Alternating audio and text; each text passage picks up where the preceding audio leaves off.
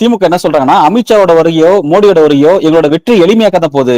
ஏற்கனவே ஆளுநர் எங்களுக்கு வெற்றி தேடி தருவார்னு நினைச்சோம். இப்ப இவங்களும் தேடி தராங்க அப்படின்ற ஒரு விஷயத்த சொல்றாங்க.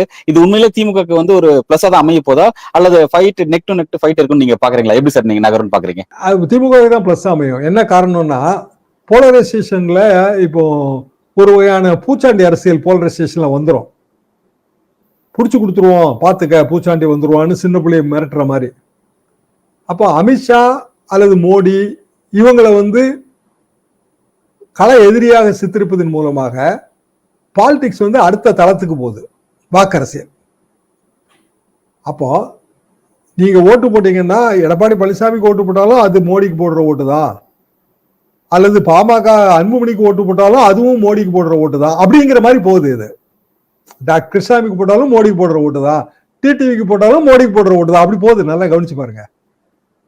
ஆனா அப்படி இவங்களுக்கு எல்லாம் போடல அப்படின்னா அது வந்து திமுகவுக்கு போடுற ஓட்டு. அதாவது உதயசூரியன் ஆதரவு ஓட்டு மட்டும் இல்ல, உதயசூரியன் எதிர்ப்பு ஓட்டையும் வளைக்கிறாங்க.